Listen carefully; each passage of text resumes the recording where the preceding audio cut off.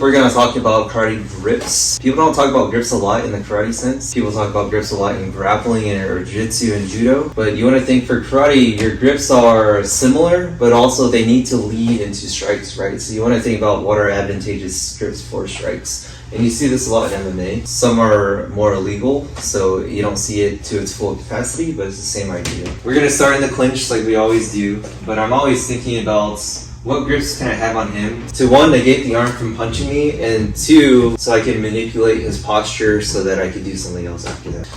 And this is why I always like to go for the arm drags and stuff, because it gets me not having to think about the other arm, so it gets me on the outside and allows me to attach myself to him here. But you always want to think, I have grips that are palm down like this, and usually if it's palm down and his arm's down, I'm going to start leaning this arm down. The reasons for that is it breaks his posture and gets me heavy on this arm. From here, it's very easy for me to strike off of this, right? So if we were here, let's do real bare minimum. Immediately, if my hand palms down, I can shoot this down and I can throw my strikes from here. If I go palm up, this allows me to steer his arm to the outside, so my body goes kind of like an arm drag, right? So you have two options there. So let's move around. You can throw some strikes too if you want. So we can get this in a couple ways. Here's outside, right? You can throw this like a hook or something. Here's palm down, pass it to here. Another one we can do, I always like gripping behind the head, which you guys see a lot in Muay Thai because it helps you set up the elbow and stuff like that. But also you're thinking about passing his energy to different angles. If I were to do that with the grips here, I'm trying to pass, move me around. I'm trying to move this limb and trying to move him around. Think of the head as like another arm that you're trying to manipulate. So if I get up here, I could do the same thing and start moving him around this way. And I have my strikes off of that as well. So grip behind the head. And some details on this. I'm not just gripping and trying to pull. Posture up. This is like his whole entire body versus my arm. This is going to be hard for me to try to move him around. I try my best to make his chin tuck his chest because he's strong like this, but he's very weak when his spine's compromised. So that means this hand pulls in and my elbow shoots into the chest here. This is you guys see this movement in kata, right? Or the snake hand type thing. So we're here, and I go on the inside. He'll feel the pressure at the crown of his head, and I'm pushing down. So that if he does start trying to posture up, I can fight this easier with my one arm. And if I lose this battle, I can switch and redirect to another one, and I can still throw the strike that way. So let's just move around. Let's play with grips and strikes. So whenever you see a punching opportunity, you can punch him as well.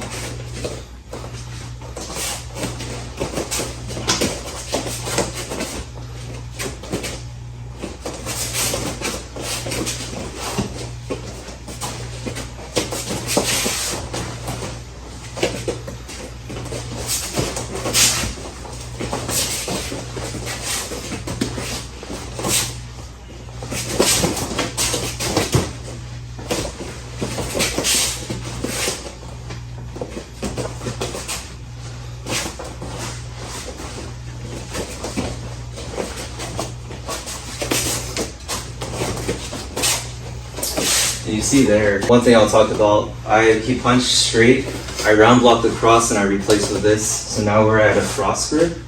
This is another good one too, just like the arm drag. This is like halfway to an arm drag. So if I just slip down to the wrist here, I'm trying my best to extend his posture this way. And again, I'm trying to get away from that arm and I'm stepping around and circling here so that I can start striking over the top and stuff like that.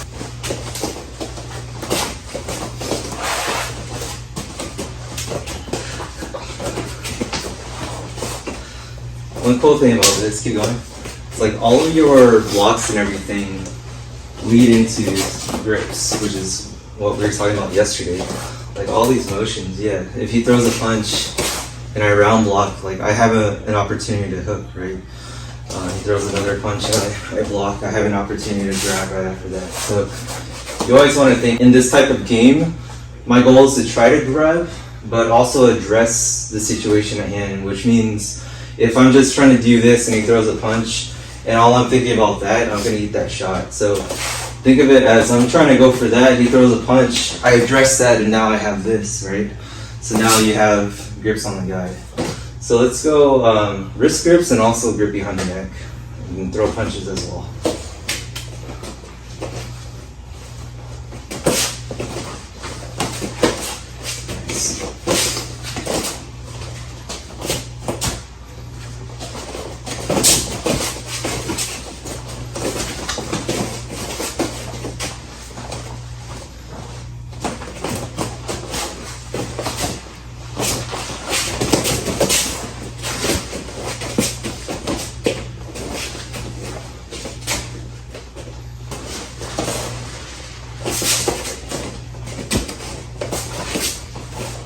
So this is great if we had a gi. There's also collar grips. You can grab at my tag here. This simulates the neck grab without a gi. Now if you grab my collar or lapel here with this one, slide down. This is like keeping my torso away from you. So this is great as a stiff arm, so don't let me get close. Yeah, so even if we move around, you can actually steer me around with this, right? So this is like a winter jacket type of grip. It's very good. If I try to touch your leg, you don't let me do that. So this is like a very standard common grip. Now if you grab at like my sleeve here, right? This is simulates the wrist grip, right? The only thing about this is a lot of people, they can swim over the top of their elbow and break that grip. So I personally like an elbow grip here. So if you grab that, this keeps me kind of stuck to you and it kind of negates this. So don't let me grab you here and use your forearm to kind of block. Yeah, so now this is like a mini fight of me trying to grab you and you not letting it happen. So those are like standard grips that you see in judo and stuff like that. Some people, they grab behind the shoulder here. So you grab like at the logo. This is a good one too, especially if you like grab my wrist and turn me this way. Like that turns my upper body really easily. So try to move me around. Yeah. If I broke down the person into a line and a rectangle, if you grab me here and try to take me that way, I can fight this with my limb, right?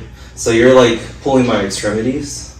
So let's see if you can pull me that way. That'll make it harder for me to fight. But as you creep up to here and start pulling me, it's getting closer to my torso. Notice how I'm like turning more.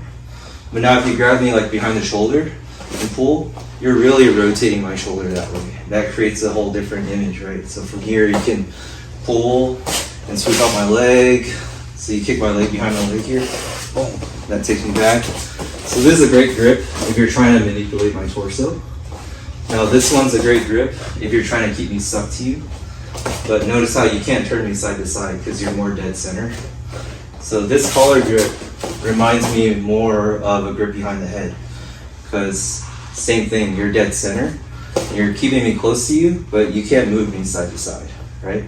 So you could break it down like that too. Like, are you trying to get them off balance or keep them tied to you like this? Or are you trying to rotate them and push me this way? You're trying to rotate them or pull me towards you. You can do that, right?